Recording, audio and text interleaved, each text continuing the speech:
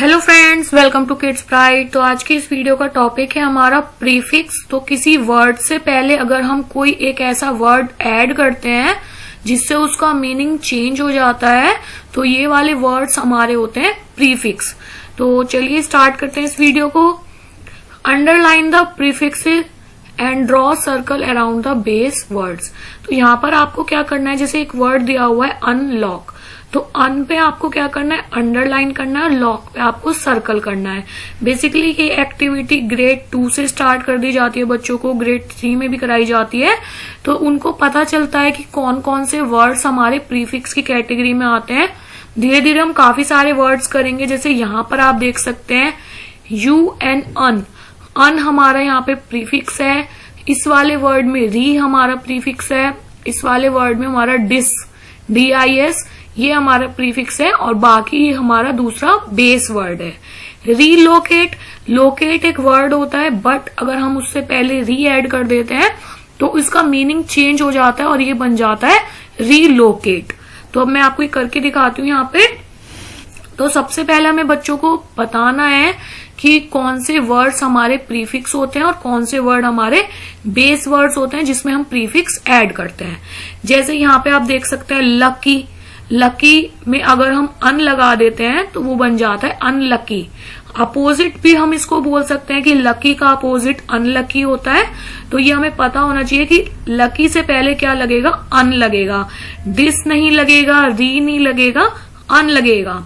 तो जैसे जैसे वो वर्ड्स बोलते हैं, पढ़ते हैं तो याद होते जाते हैं। ऐसा नहीं है कि एकदम से हो जाएंगे। जैसे जैसे वर्ड्स बच्चे प्रैक्टिस करते जाते हैं उनको ये वर्ड्स आप बुलवाइए, प्रैक्टिस करवाइए बोलने की। जैसे unlock, rewrite, dislike, relocate, distrust, untrue, अनहुक, disclose. तो ऐसे उनको बोलने की प्रैक्टिस होगी और उनको पता चल जाएगा कि कौन सा वर्ड हमें कहाँ पर ऐड करना है। इसी तरह से इसमें भी आपको यही करना है। फिल से पहले हम कौन सा वर्ड ऐड करते हैं, जैसे अभी हम आगे करेंगे फिल इन द ब्लैंक्स की फॉर्म में भी बच्चों को क्वेश्चंस आते हैं, तो वो भी हम आगे वर्कशीट करेंगे। उसमें देखेंगे कि फिल लिखा रहेगा, उसके आगे फिल इन द ब्लैंक होगा, पूरा सेंटेंस होगा, उसमें आपको री लिखना होगा। ठीक है।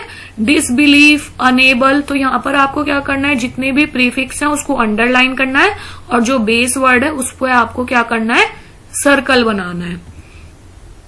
अगेन यही एक्टिविटी यहाँ पे करनी है। जितने ज्यादा वर्ड्स आप करते जाएंगे उतना ज्यादा आपको प्रैक्टिस होती जाएगी। अब यहाँ पर आता है हमारा प्रीफिक्स डेफिनेशन, रूट वर्ड यानी बेस वर्ड, और यहाँ पे जो न्यू वर्ड बनेगा वो आपको यहाँ पर लिखना है।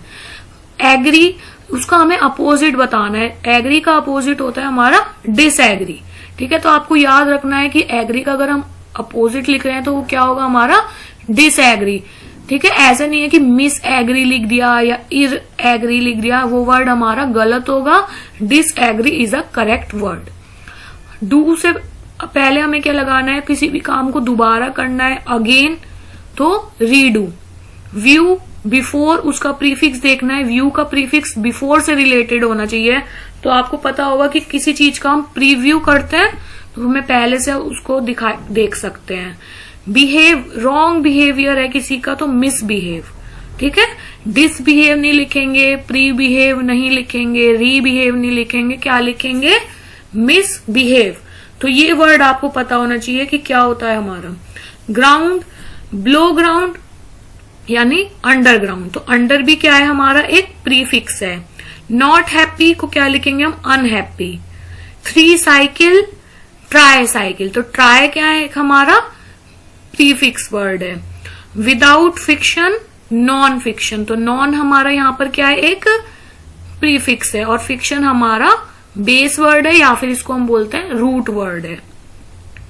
मैच द फॉलोइंग, अब यहाँ पे आप देख सकते हैं सारे वर्ड्स अन से स्टार्ट है। अंडू, अनटाई, तो जैसे बच्चों को स्टार्टिंग में कराया जाता है तो एक साथ जैसे अन के वर्ड्स करा दिए, देन फिर री के करा दिए, फिर डिस के करा दिए। तो इस तरह से डे बाय डे उनको इस तरह से प्रैक्टिस कराई जाती है। इनके मीनिंग पता होने बहुत जरूरी है। जब तक किसी चीज का आपको मीनिंग नहीं पता होगा तो आगे चल के आप सेंटेंस भी नहीं बना पाओगे। तो इसलिए बच्चों को सेंटेंस बनाने के लिए दिया जाता है कि इस वर्ड का आप मीनिंग लिखिए और इस वर्ड से ही आप एक सेंटेंस बनाइए। तो इंग्लिश में ये बच्चों को क्लास में कराया जाता है। तो यहाँ पर पहले मैं आपको अन के बताती हूँ। अंडू, अंडू को मैच करना है to open something that was tied और फास्टेंड। अनटाई किसी नोट को खोलना, तो वो हमारा क्या हो जाता है untied. To remove a knot, to free somebody, something that is tied by a rope. Unwise, showing a lack of good judgment, किसी ने कोई अच्छा जजमेंट नहीं लिया है, फुलिश जजमेंट लिया है, अच्छा काम नहीं करा है, बेवकूफ वाला कुछ काम करा है, तो उसको हम क्या बोलेंगे अनवाइज। अनसेफ, कोई चीज सेफ नहीं है हमारी, डेंजरस है। अनकाइंड, अनप्लीजेंट और not friendly. Unfair, not treating each person equally, किसी को हम इक्वली ट्रीट नहीं कर रहे हैं, कोई जना किसी को इक्वली ट्रीट नहीं कर रहा है, तो क्या कर रहा है unfair. Unlike, in contrast of या डिफरेंट, तो ये लाइक का अपोजिट है अनलाइक। दिस और अन हमारे ऐसे प्रीफिक्स हैं जो हमारे नेगेटिव सेंटेंस में यूज होते हैं। जैसे कि यहाँ पर लिखा हुआ है Taylor does not like school, ठीक है, तो डज नॉट लाइक को हम शॉर्ट में लिख सकते हैं dislikes. Taylor dislikes school. It's not safe to ride a bike in a busy street, तो नॉट सेफ को हम क्या लिख सकते हैं अनसेफ। तो इस तरह से वर्ड्स लिखे हुए आते हैं हमारे एग्जाम में और आपको उसका मीनिंग लिखना होता है कि नॉट सेफ क्या होगा हमारा अनसेफ होगा। तो यहाँ पे फिल इन द ब्लैंक्स की फॉर्म में दिए हुए हैं। My shoes is not tied, तो हम क्या लिखेंगे untied. Carl does not agree यानी disagrees. Abby is not able यानी unable. Does not obey disobey, तो यहाँ पे पता होना चाहिए कहाँ पे अन लगेगा और कहाँ पर डिस का यूज होगा। मिसेज वाओ said she doesn't want unfinished homework handed in. अब यहाँ पे कुछ काफी सारे वर्ड्स दिए हुए हैं, एक लाइन में आपको सॉल्व करके बताऊंगी, नेक्स्ट आपको खुद से अपनी कॉपी में करनी है। तो यहाँ पर आता है हमारा फिक्स से पहले क्या आएगा prefix. Remind, unequal, improve, unlucky, unfair, replace, redraw, invisible, preview. ठीक है, तो बाकी के वर्ड्स आपको खुद से करने हैं। नेक्स्ट एक्सरसाइज करते हैं अब हम। Right the negative form of these words by adding a negative prefix. ये सब हमारे नेगेटिव प्रीफिक्स हैं, इनको आपको यहाँ ऐड करना है और करेक्ट आंसर बताना है। जैसे कंफर्टेबल का डिसकंफर्टेबल, ठीक है, मैं सारे आंसर यहाँ पर लिख देती हूँ और पहले आप एक बार खुद से ट्राई करिए फिर इनको लिखिए। Patient, impatient, honest, dishonest, lucky, unlucky, formal, informal, possible, impossible. तो इस तरह से ये सारे हमारे प्रीफिक्स के नेगेटिव वर्ड्स बन जाएंगे।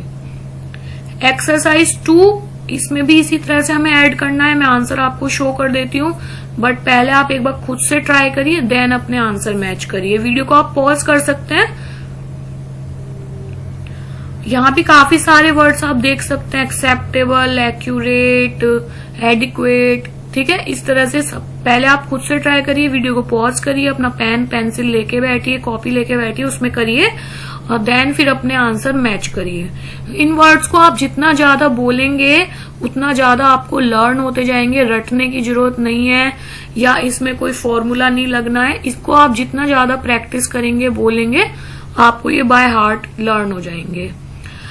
लास्ट एक्सरसाइज है हमारी, complete the sentence by adding the correct prefix in each word.